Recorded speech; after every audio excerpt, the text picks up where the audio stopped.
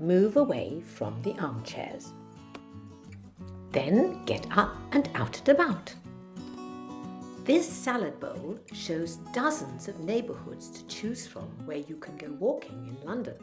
You may be in New York or Amsterdam, but wherever you are, you might find something unusual.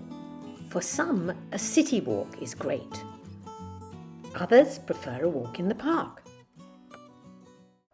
If you're in London, I'm now going to suggest a specific destination. Take the Underground, the Tube, and get off at Charing Cross Station. This will take you to Trafalgar Square, where you will see this amazing ice cream. In a minute, I'm going to tell you how to make delicious ice cream with less sugar. Hello everyone, I'm Judy Jackson. I've just been showing you ideas of where to walk when you're going outside. But there may be times when you simply don't feel like it, or it's pouring with rain and you absolutely don't want to go outside. So here are a couple of ideas. The first one is the simplest. If you need to make a phone call and it's going to take you 10 or 15 minutes, don't just stay sitting in your chair. Get up and walk around while you're doing it.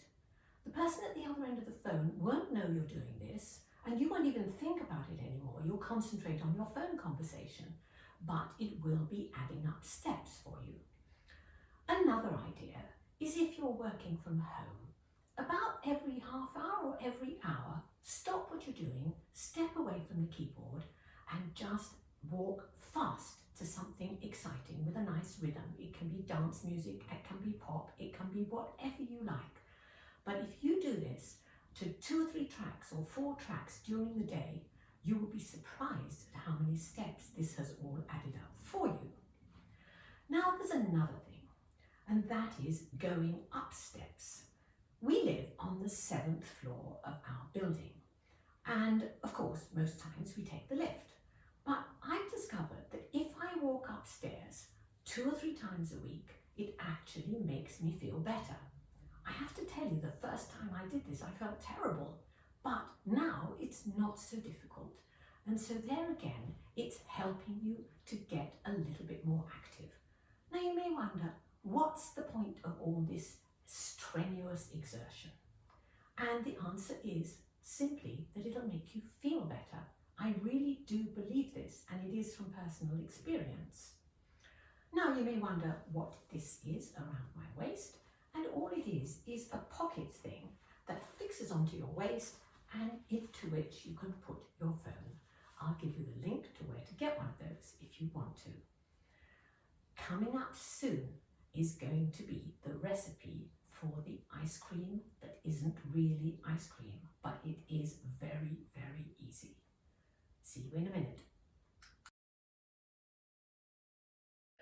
To make a simple unchurned ice cream, you need very few ingredients. You need custard and cream. So here you have them. There's double cream, whole milk, flour, sugar and eggs. And to add some flavouring, you need a little bit of coffee and some extra vanilla flavouring. I've started by adding 3 tablespoons of vanilla sugar into some whisked eggs. There are 3 of them. Then I'm adding 1 tablespoon heaped of plain flour. Stir it vigorously to try to get rid of any lumps. And then when you've done that, you can start pouring in the milk. You're going to need about 250 mils, which is 8 to 9 fluid ounces. Now continue whisking to try to get rid of any of the lumps. Pour the mixture into a saucepan and starting over fairly high heat, whisk it up, stirring it all the time. Now, I'm warning you, this is going to take about 5 minutes. Keep stirring over medium heat until it gets thick. When you've tasted it, you might want to add a little bit extra vanilla flavour, and I'm doing this by spooning in a teaspoon or a little bit more of vanilla paste, or sometimes it's called essence.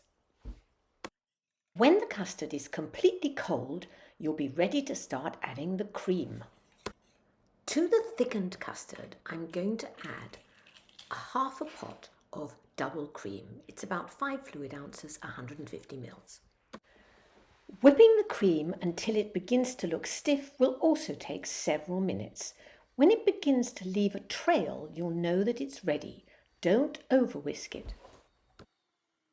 To make this into ice cream, you're going to fold together the cooled custard and the whipped cream, and you're going to pour it into ice cube trays.